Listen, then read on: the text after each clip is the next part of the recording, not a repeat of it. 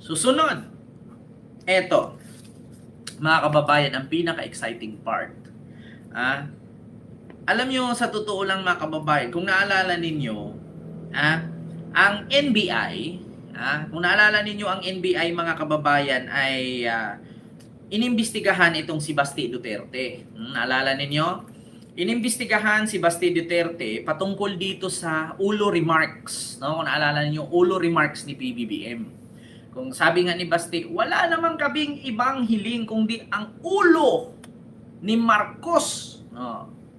Ulo daw ni Marcos ang kanilang hinahanap. Ngayon mga kababayan, gusto kong reaksyonan itong si Attorney Respicio. Kasi mga kababayan, hindi to pwede itong ganito eh. Actually, wala naman siyang binigkas na pangalan pero sabotable naman po yun at naintindihan naman po natin na si PBBM ang kanyang pinangalanan. Ang kanyang... Magkakaroon. Ito mga kababayan Wait lang mga kababayan. Pakinggan nyo ha. Ito mga kababayan. Magkakaroon ng revolusyon kabsat. Magkakaroon ng revolusyon kabsat. At nakataya yung ulo mo at hahabulin ka ng taong bayan. Worse ang mangyayari sa'yo kaysa nangyari sa tatay mo. Kaya mag-ingat ka sa mga ginagawa mo ngayon. Magkakaroon ng revolusyon kabsat. At nakataya yung ulo mo at hahabulin ka ng taong bayan. Worse ang mangyayari sa'yo kaysa nangyari sa tatay mo. Kaya... Ngayon, tanungin ko kayo mga kababayan. Ngayon tatanungin ko kayo, sino ba ang kanyang sinasabihan dito? Si Sara, si Pulong, si Baste, o si BBM? Comment mga kababayan. Comment down below. Ako nagre-react lang ha. Nagtatanong ako. So, kung si Baste man, ang kanyang sinabihan dito, walang problema kasi magkaibigan naman sila. Andun, DDS naman to eh. Kung si Sara man, wala rin kasi magkaibigan sila. Pero kung kay PBBM man niya yan gustong iparating, iba na yan. Kasong sedisyon yan. Dapat manghimasok na dito ang CIDJ, pati ang NBI.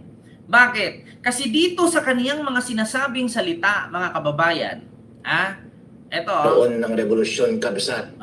At nakataya yung ulo mo. Magkaroon ng revolusyon kabsat.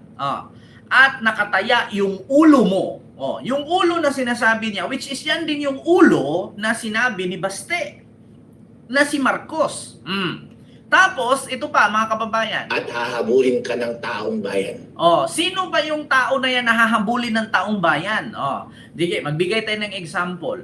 Wala namang ibang taong hahabulin ng taong bayan, either mataas ang posisyon mo, either vice president ka, president or senator or house speaker.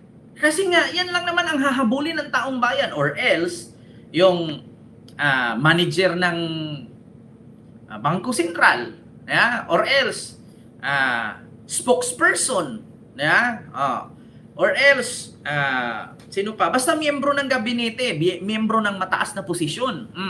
Taong bayan ang maghahabol. Pero kung mayor ka lang naman sa isang lalawigan, congressman, hindi ka hahabulin ng taong bayan. Hahabulin ka ng iyong nasasakupan. Pero kung presidente ka, vice president, senator, ay talagang taong bayan na ang maghahabol sa iyo kasi national ka eh. So, ang ibig sabihin dito ni Respicio, itong taong itong kanyang pinagbantaan na hahabulin ng taong bayan ay nasa national politician lineup.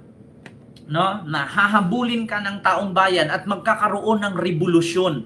Sino ba yung mag-benefits ng isang revolusyon? Presidente or vice president. Worse ang nangyayari sa iyo kaysa nangyari sa tatay mo. Worse ang mangyayari sa iyo kaysa sa nangyari sa tatay mo. So ibig sabihin, sino ba yung nangyari ng tatay na naging worse ang pangyayari? Di ba si BBM lang naman? Di ba si Apo Lakay lang naman ang worse na nangyari na ipinalayas ng, alam nyo na, ng Aquino administration at nag-exile sa Hawaii? So ibig sabihin, sa madaling salita, si BBM ang kanyang pinaparinggan sa salitang ito. Pero mga kababayan, kapag mga ganitong usapin kasi may pagbabanta, tapos pangalagaan natin no yung bawat buhay ng mga politician, lalong-lalo hindi naman porket si Sara may supporter, bakit si BBM ba wala? So ngayon mga kababayan, maaari siguro na dapat ang NBI ay pagtugunan ng pansin nito. Hindi po pwedeng ipalagpasin ito at sasabihin, wala naman akong binigkas. Ang sabi ko lang naman, magiging worse ka. Kapa sa tatay mo. Magkaroon ng revolusyon. Hindi naman tayo tanga, mga kababayan, hindi natin magets yung sinasabi nito. Nang sabi niya, nangyari sa tatay mo. Kaya mag-ingat ka sa mga ginagawa mo ngayon. Magkakaroon ng revolusyon, kabsat. Magkakaroon ng revolusyon. Sino bang politiko ang dadapuhan ng revolusyon? Di ba ang presidente lang? Ito pa lang mga kababayan, sasabit na siya dito. Mga kababayan, mahirap talaga. Kaya ako, nagtatanong lang ako kung ito bang gusto niyang iparating ay kay PBBM ba? Ito bang kanyang reaksyon para ba kay PBBM? Dapat ito tututukan ito mga kababayan ng NBI talaga.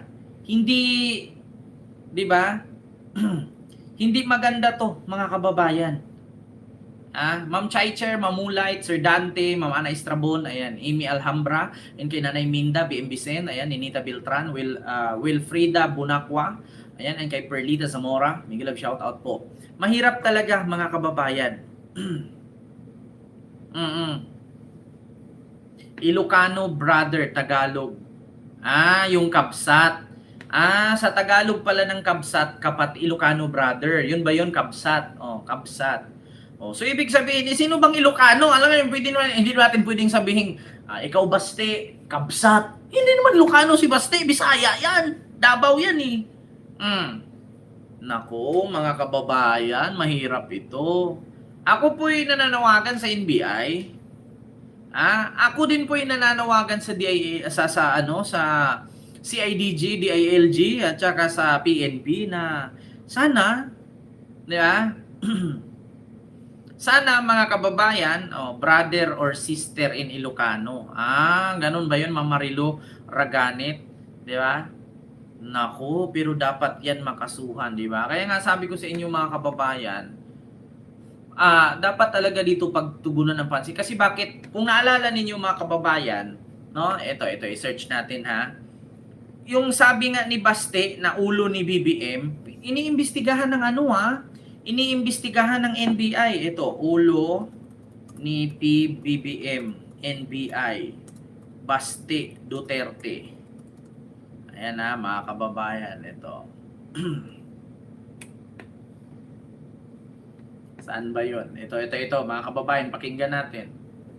Bagay, sasabihin na naman metaphor or what? Well, yung mga ganyang bagay, sasabihin na naman metaphor or what? But as Armandi, we always mindful of the security of our president at babantayan natin yan at kailangan natin sigurong imbestigahan ng mas maayos para malaman natin kung ano talaga ang intensyon. Sapagkat sa nakikita ko ngayon, parang paulit-ulit nanggagaling sa kanilang pamilya. Noon si Vice President Sara, ngayon si Basti naman, ang sinasabi lagi, yung ulo lagi ng presidente yung binabanggit nila. So, sabi ko nga, palalalimin natin at titingnan natin ito kung anong direksyon ang talagang tinutumbok ng mga pananalita na ganyan. We are reviewing it at tinitingnan natin kung kinakailangan gawin yan. But kung umabot sa ganung sitwasyon, we will not hesitate na magpadala ng subpoena para siya mismo magbigay linaw. Nako. Well, yung mga ganyang bagay, diba? Isang ulo lang naman ang kailangan namin. Ang ulo ni Bongbong Marcos. Isang ulo lang naman ang kailangan namin. Ang ulo ni Bongbong Marcos. Kita nyo? Isang ulo lang naman ang kailangan namin. Ang ulo ni Bongbong Marcos. Yan na nga mga kababayan. Yan ang tawag dito, sinasabi ko sa inyo. Actually kasi mga kababayan, si Respicio nandoon yun eh. Si Respicio nandoon yun. Kasama siya dito sa San Juan. Ito, wait lang ha, may ads lang mga kababayan. Pahayag ni Baste. Pinalaga ng Malacanang ang sinabi ni Davao City Mayor Baste Duterte na self-destruction daw para kay Pangulong Bongbong Marcos sa pagpapaimbestiga sa flood control projects. Saan nagbukas ng usapin ng flood control? Samantalang NBI naman kumambyo na hindi lamang ang mga pahayag ni Davao Mayor Baste Duterte laban sa Pangulo ang iniimbestigahan. Narito ang balitang kumpirmado sigurado mula sa Manila. Hatid ni Radyo Patrol, Bert Dizon. Bert! Diba? Sabi ko sa inyo mga kababayan, delikado ito si Attorney Respicio. No? Baka isa ito sa ipatawag ng NBI. Hindi ko sure. Hindi natin alam. Kasi ako pag nagbitaw ng salita, nagkatotoo eh. Hantayin na lang natin. Siguro mga 1 week from now. Siguro mga 1 week from now. Hantayin natin. Yeah? So, yun lang mga kababayan. Maraming salamat po no, sa inyong lahat.